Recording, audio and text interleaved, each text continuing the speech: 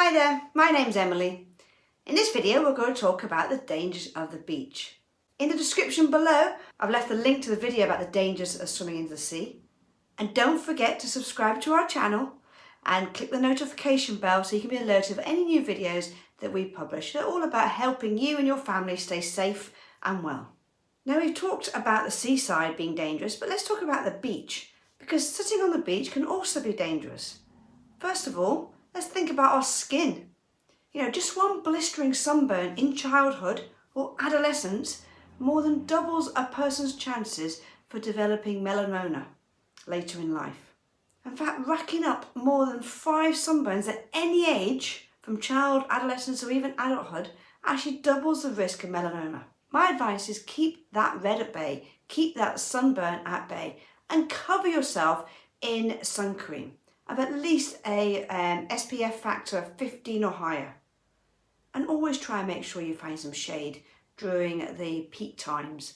Make sure shade things like hats, umbrellas, tents, even trees, or just avoid going out during that really hot period of time, which is lunchtime, normally between about 11 o'clock and 3 o'clock. Remember, even your eyes can get sunburned too. Don't forget your sunglasses, don't forget your sun hats, don't forget those brollies. Make sure that you keep safe from the sun. You do not want sunburn, and especially when you're on holiday, it just ruins it. So no matter what kind of skin you've got, always use sun cream. People don't realise that you can even get sunburnt on a cloudy day if the UV level is high. There's also a risk of having a sunstroke when being in the sun for too long. Now, a few hours of just laying under the sun or being out in the sunshine can cause some serious symptoms that may lead to severe sickness. Heat exhaustion, heat stroke and sun poisoning can result from dehydration and extended exposure to high temperatures. So please make sure you drink lots of fluid, ideally water, maybe even put some Diamylite in there so you avoid dehydration. Avoid drinking things like coffee and alcohol. And I know adults, you might be on holiday, but alcohol really does dehydrate us. I can't drink alcohol in the sunshine. It just gives me a really bad headache. And that's because we're dehydrated. Now, symptoms of heat exhaustion and heat stroke, well, they can lead to confusion. The casualty might appear dizzy, get very tired, get those severe headaches I was talking about. You might get cramps in your muscles, weakness, might feel sick. You might be sweating lots, or actually you might stop sweating. And your skin might go very pale. And maybe your hands and even your face might swell up. Now, if you or someone you're with, family and friends, display any of those symptoms, make sure you get them out of the sun and the heat as quickly as possible. Use umbrellas to put them in the shade. Remove any unnecessary clothing. Drink plenty of water. And take a cool bath or shower, or encourage them to, depending on who the casualty is. If symptoms are severe, there's swelling, there's confusion, painful and blistering sunburns, then it's best to seek medical attention. So when you do go on holiday, make sure you know where to go for medical help. So we all know that feeling the sand between your toes is an essential part of a beach holiday, and it definitely is an essential part of my beach holiday. But when the temperature outside goes above 100 degrees Fahrenheit, kind of above 35 degrees Celsius, that squishy sand doesn't feel so great, and it can even cause burns. So please make sure you wear shoes when going to the beach. You might be laying sunbathing on your towel, then stand up and want to go to the toilet or want to go to the seaside. That sand is very hot. Flip-flops or sand shoes or wetsuit shoes are really good to have, and especially make sure your children wear them. Because wearing shoes can also prevent stings from that ocean life and also cuts on your feet as well. So ocean life. So I've just mentioned ocean life to you. Now thankfully, when I'm talking about ocean life, we're not talking about shark attacks because they aren't that common, but it does depend where you're going. So do check out what the lifeguards are telling you, and also your holiday reps. But most ocean life shouldn't cause too much problems. But it's always good to be aware of what's out there so we can protect ourselves to avoid a trip to the hospital when on holiday. Now, barnacles and the shells of mussel and clams, those razor clams, They can be very sharp. So watch carefully when walking on the rocks and move slowly while walking out into the water.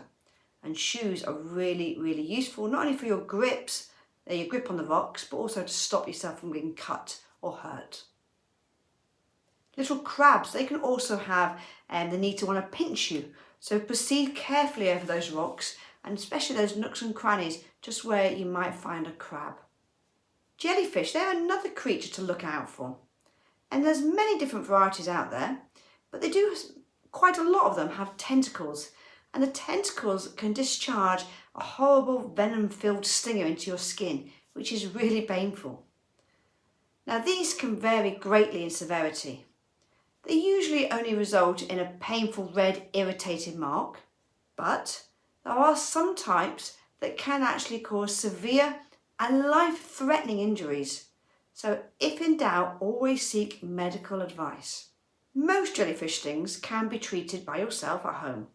Now if you do find any tentacles are stuck to the skin when you come out of the water, then you need to remove them using a flat object, such like a credit card. Don't use your fingers to do so.